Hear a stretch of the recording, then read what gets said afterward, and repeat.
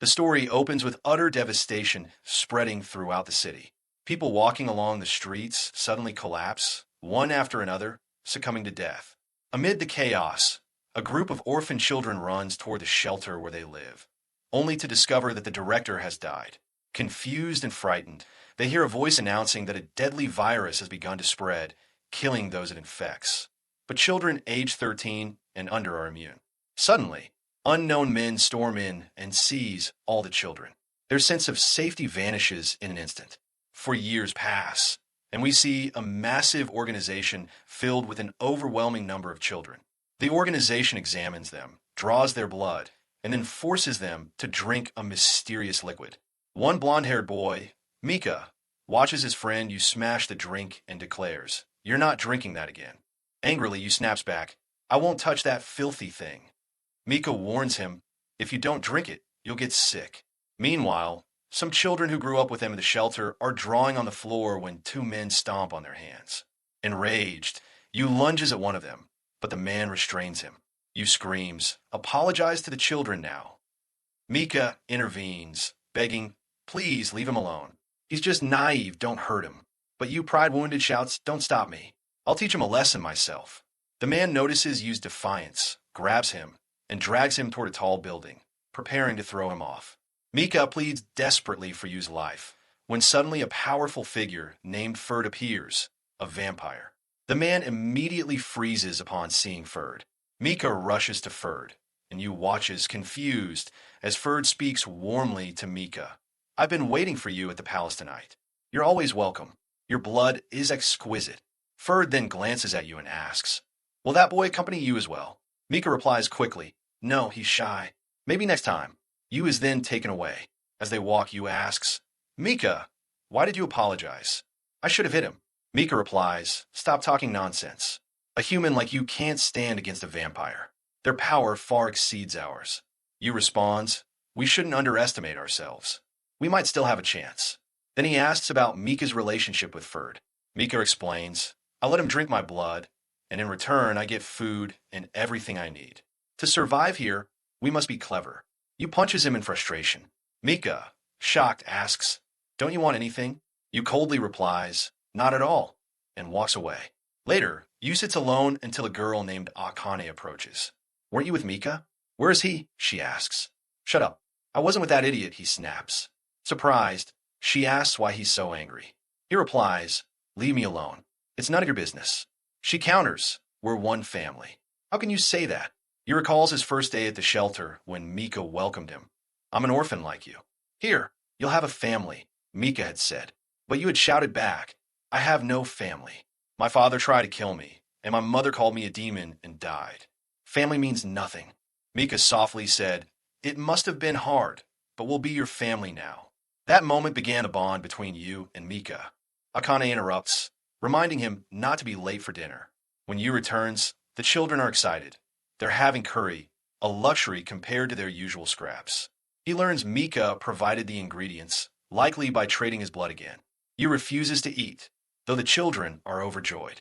Mika tries to convince him, even pulling out a gun, saying, "You won't face vampires on an empty stomach." He also hands Yu a map showing the city's exit for their escape. They finally eat together, studying the map. Yulon rallies the children to escape the underground city. But just as they begin, Ferd appears, having anticipated their plan. In one merciless sweep, he kills all the children, including Xiaoan. Determined to protect Yu, Mika charges Ferd with a gun, but is slain by his sword. In the chaos, Yulon fires and strikes Ferd in the head, but Mika's life is lost. Heartbroken and grieving, Yulon finally accepts everyone as family, but must escape alone, carrying his sorrow. On the surface, Yulon encounters Guren, a Moon Demon Army member. Recognizing Yulon as an experimental subject, Guren recruits him, fueling Yulon's hatred for vampires and his desire for revenge. For years later, monsters known as the Jay's Knights infest the world, with humanity surviving only in protected cities under the Moon Demon Army, their population reduced to 1/10 of what it once was. Vampires, humans, monsters, and a deadly virus threaten the world's balance. At Moon Demon Army headquarters in Shibuya, Yulon trains relentlessly to avenge his family, aiming to defeat the Jay's Knights using cursed barriers around the city. Initially an ordinary soldier, he is supervised at the school's restricted zone by Shurnoa Hayagi. Girin orders him simply, make friends at school. Yulon helps a timid servant girl, Ikanoi, who dreams of joining the army to avenge her sister killed by a vampire. A vampire escapes the laboratory and attacks students.